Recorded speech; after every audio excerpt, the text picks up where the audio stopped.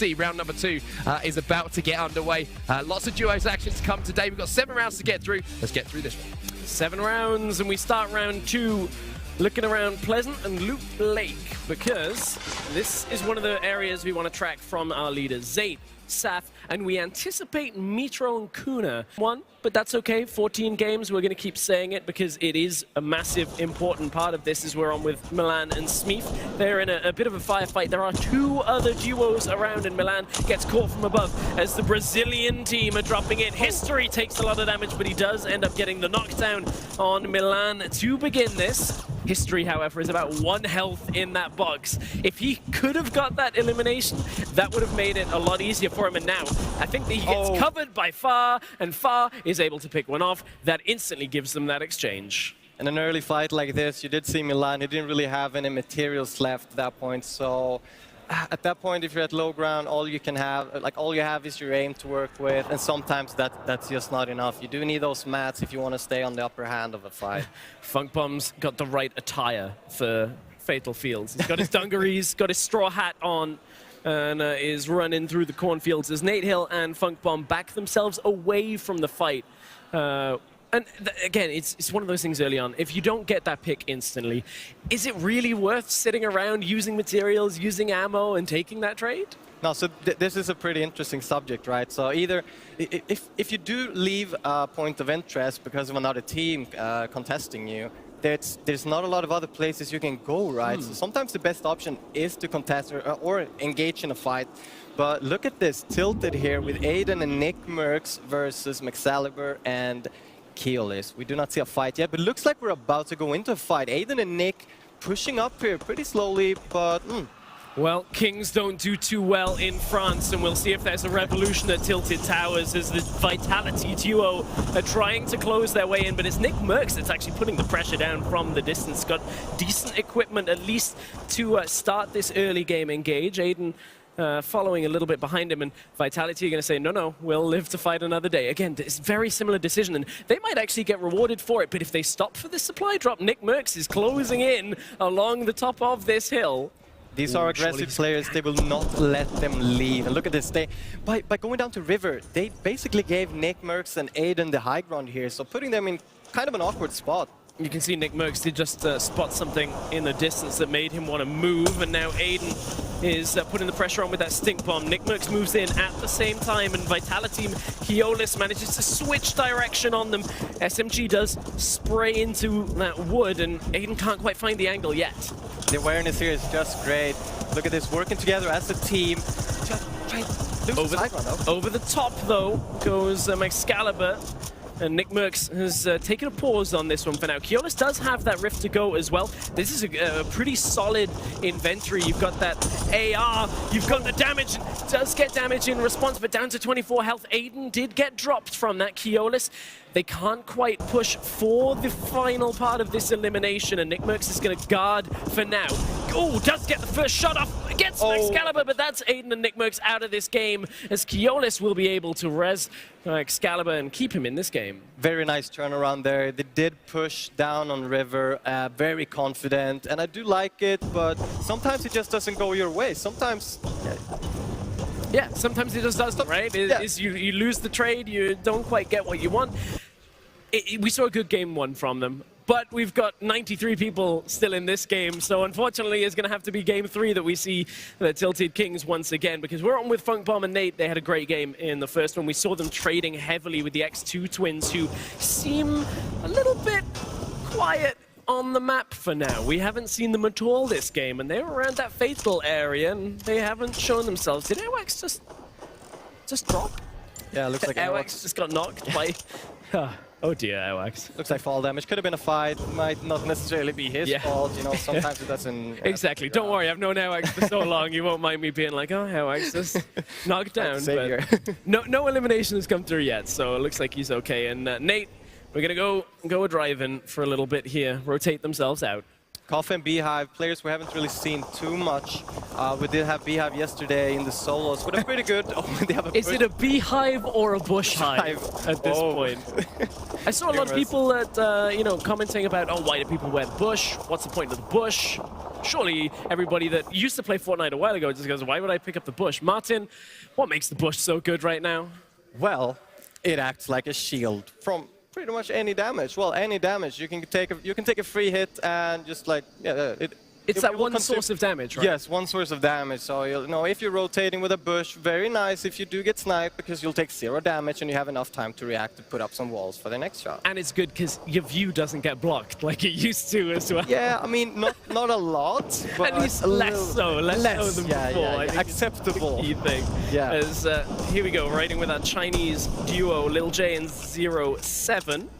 They're on the edge. They got a duo to their right, and just going to keep themselves in the mix. Redeploy comes out. Something that, with the cannons, we were expecting maybe we'd see, because you need that redeploy if you want to redeploy the glider in midair. Makes sense, right? Not end outside the map, you know. Use it to kind of stay extra safe with those cannon rotations. I think Tajovsky's made up for it with his performance today. Oh, yeah. I think Tajovsky in Game 1 has already put that behind him. Yeah, I think I bring it up a little bit too much. I bet he wants to forget it. Look here at the inventory. Pretty good here with Nikov. Has a lot of shields. We saw them earlier in retail here on the little standoff up by the shops, but it does seem like they've just dropped fallen off a little bit here. And I mean, there's a third team moving in here, Tilted. Is that Provoked and Tux? Yeah, so Tux, the UK player who, again, UK doing very well. I know a lot of people say, oh, this British guy keeps tracking the UK people. But historically, the UK has not been a top esport country. When you look at Europe, it's been Denmark, it's been Sweden, Germany, France, doing very, very well. And UK in specific games shows up. And I'm glad to see that Fortnite, we have some contenders. A lot of good commentators, though, I may say. Thank you. I appreciate the sentiment, but Camo has just been downed in the action feed as Tux and Provoked making their way around the side of retail, trying to get any angle they can on Llama, but really we're at that stage of the game where it's all about moving to the zone, but Llama does get clipped a few times. Blacks just does get 2, as Zexrow just picked up Funk Bomb. That's one of our duos, 2 of our duos we were tracking heavily, and Vinny got an 8. The Americans have eliminated each other. Yeah, I mean, EU can come out on top here thanks to NA just bringing down each other. We do see the circle. It's moved all the way to the new part of the map. It's halfway in the volcano by the Oasis and the Pirate. Jesse, don't taunt me. Don't tempt me with that inventory. Oh, the balloons? We'll see. We'll see what ends up coming from this. Is the X2 Twins. We get our first glimpse of game number 2. They're stuck between Bizzle and a bunch of other players. As you can see, Nick Merckx and Aiden out of this game. Not many other players. Mushway has fallen. Margin's gone. Now our second place from Solo. So a big elimination early on against him. Excalibur in a little bit of a firefight here, tries to get the replace, or at least the floor underneath him, does get it, but doesn't connect exactly as he wanted before. It's Rix that is around here as Excalibur is trying to just pick up anything that he can. Dangerous at it at that point. It's kind of peeking over the wall. Didn't get punished for it. But where is his teammate? I know he's still alive, but he's nowhere to be seen. This is just a 1v1 at this point. Yeah, where is Keolis? Did they like have a miscommunication on a rift or something? Because Keolis had a rift to go earlier. I mean, they do have 3 eliminations, so they might just be, hey, let's split up. Let's get as many eliminations as we can. Oh, beautiful shot. Good shot from the low ground from Rix, trying to find that elimination here, or at least it would be a down and then he could get it. But there's a redeploy out from Excalibur to say, no, I'm getting away from this fight. You know, I would expect them to kind of finish up the fight here because time is of the essence as... Oh, he's trying to cannon himself! You gotta put yourself in... What? But there's not trying to get time. there. Oh. Yeah. That's sad. If it had a few more seconds, you might have been able to get it. The desperation cannon play. And I like this. Excalibur used his redeploy to make it out of there instead of finishing up the fight. He knew that he would get knocked by the zone, but Keolis is there. He was on his way back to his friend to pick him up. Storm Surge starting to tick. I think we just saw a lightning strike on the left and another one that follows through every 5 seconds at 25 damage. If you're not dealing damage to people in response, get prepared to be knocked down or even eliminated if your duo is not there. Very dangerous to play around, and it forces a faster game. You can't afford to be slow, and it's Kuna and Mitro that are actually taking that damage from Storm Surge, it looked like. Which is kind of surprising, seeing as we we do think they have we think they have a lot of eliminations from the last round. But it played into how the early game, we were watching Loot Lake, and they were split, they weren't taking fights, they didn't see Zate and Saf at all, so I guess it kind of plays out. It makes sense in the situation.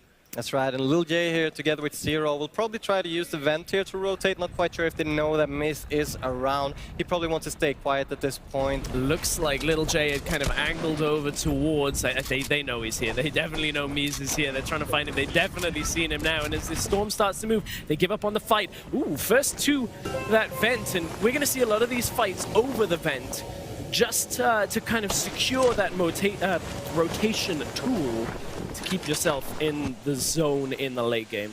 Both Kinsel and Provoke going down there in the action feed, as we saw. Violinen and Windwalker looking somewhat okay. I mean, not really okay, not a lot of health there. But still in the game, Momentos and Twixie here in a fight with Eric and Motor. Yeah, trying to build up our Motor, and Erica's Motor gets blocked on his way through. As Maxcalibur was just floating forever all the way through the lagoon. I don't know whether people caught that, but as he was dropping in, he just took the scenic route, took the short route, and Brazilian duo showing up already in this game. 4 eliminations, and we're at 66 people that remain in the game. That's a great start. In history, we saw him yesterday how well. I think 8th place was his final placement. Yeah, we don't really know what Fa has as an inventory, but history is looking pretty good. Not a lot of mobility items, though. With that many eliminations, I'd expect to see a little bit more, but as we said, we don't know what his teammate has. Speaking of Lagoons, though, looks like we'll have a circle ending at the pirate ship. Yeah, that looks like where we're going. I saw in the action feed Tajovski, I think it was Hupek that he downed. 2 of our Polish players up against each other, and we've got Brazil stacked on top of China as the zone comes in, and they are barely there. But look at this damage coming in from the low ground, just trying to put as much pressure on history and Far as possible. And there are a lot of cannon spawns at this area. Oh, Tajovski. Okay. He got another down on Hupek and the elimination. Oh, and Skix picks him off. Fa here recycling a rift, not quite sure where his teammate is, but there are a lot of vents you can use to your advantage here. Yeah, this area you can just hop on, yeah, like, constantly. Doesn't really matter if your teammate makes it out, you know, there's enough for you to rotate away as well. We're going into the 4th zone here, moving in about 40 seconds. Not too much going on, a little bit of action, but still 60 players in the game. Yeah, and again, placement points start at the 25th mark. And you can see on the minimap there is a supply drop just outside the zone. There's 2 duos fighting over it, about 8 duos on our screen here. Awax and Nikov still alive in this game. Oh, but again, we're not into placement points here as the Vic gets taken down by 7SSK7 and Jamside. So teamwork makes the dream work for them. They're picking up an elimination. Keenstar making his way, starting to rotate here. Looks like he is alone, however. A lot of players here rotating in the same area, so this is pretty scary. You can't really make your way up to the vent. There are a lot of players up there. It is uphill, so you probably want to go by foot here. Poach still in this game. We just saw him take the vent, so another one of the players from North America that people have a lot of comments about. Like, everybody is talking about Poach and his performance, and I think it's an opportunity like this over 14 games to redeem yourself, right? I think he's very vocally been all about dropping in one place, and I want to see how that pays off, because there is something to say that if you are king of one location and you can take that every single game, then it does give you a benefit of getting to the late game. But we have seen, like in the solos yesterday, Margin mix it up all the time and come out very well for it as well. So it's that clash of player styles. Yeah, if anything, it makes you unpredictable. And if you can decide to drop somewhere else, you know, it just shows what kind of good player you are. If you can just decide to, hey, I'm gonna drop here, I'm gonna drop here, I'm gonna switch it up a little bit, and so making his way into the 5th circle here just shortly. Bizzle and Demo still in this one. They're above the threshold for Storm Surges. Faxbox gets taken out by Poach. That's a big pickup. There's damage from that high ground. Mitro and Kuna are here. Mitro in 2nd place. We've got the X2 twins at the top of your screen, up at the back.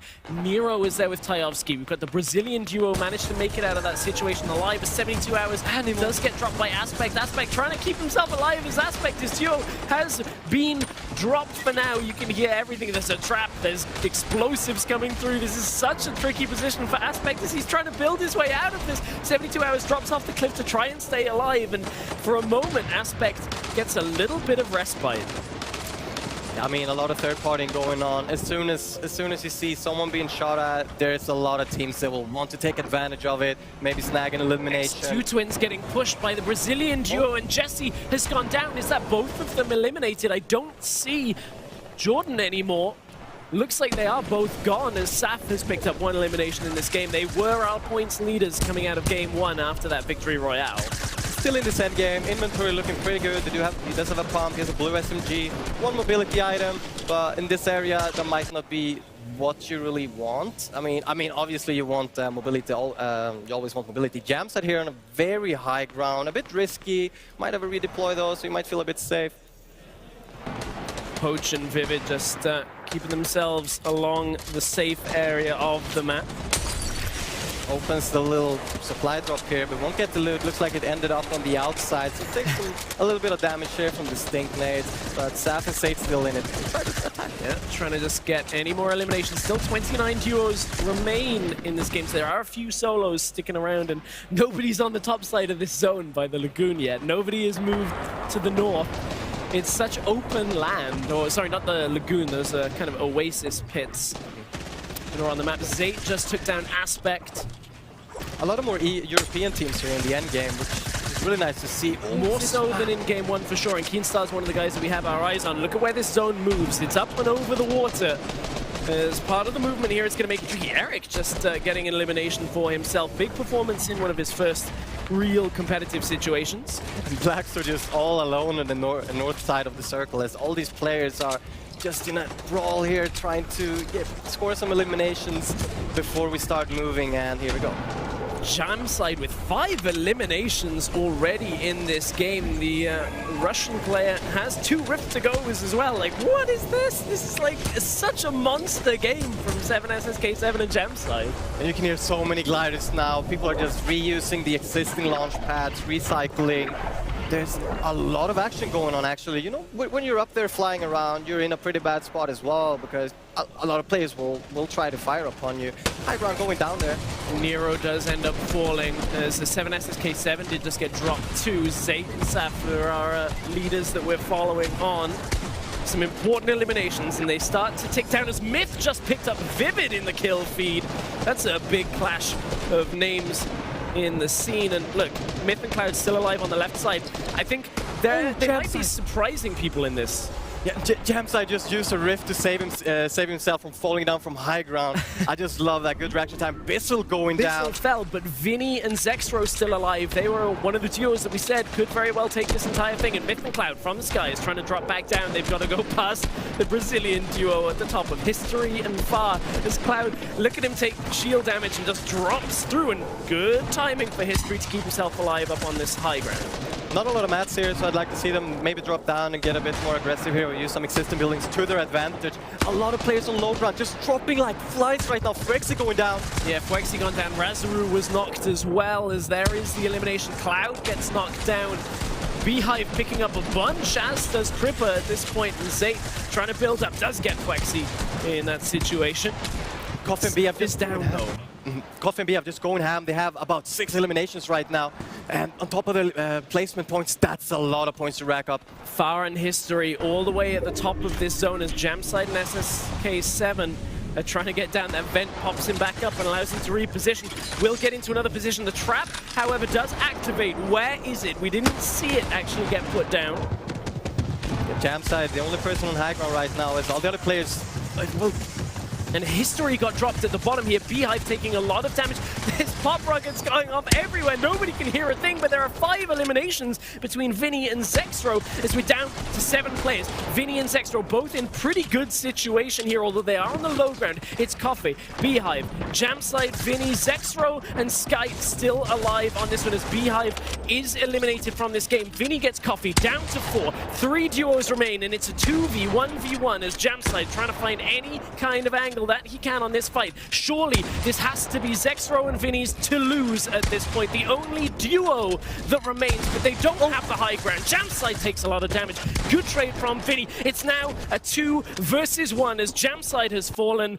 Where is Skite? He can't survive. Gets taken out. Vinny picks up the victory royale with Zexrow. That was a pretty good endgame. A lot of players just dropping and dropping. That was, I mean, that's probably my... We've only had 2 games so far, but that's my favorite endgame so far. 9 eliminations from Vinny and Zexrow. And the victory royale. That is an insane number of points to start putting up. A lot of these players at the end, a lot of the teams in the end, I mean, we were just jumping from perspective to perspective, and I just saw a bunch of eliminations. Vinny and Zexrow, they're obviously taking home first place there with 145 points. In second place there, Zate and Saf, they made it towards the end game once more. But third place, my boys, Tomo and Iam. Come on. Tomo and Iam coming up. We haven't even really seen them in the game so far, and they're already in third place. This is how volatile the standings can be. You can see Jamslide and SSK7 jumping up with their solid performance that we saw again.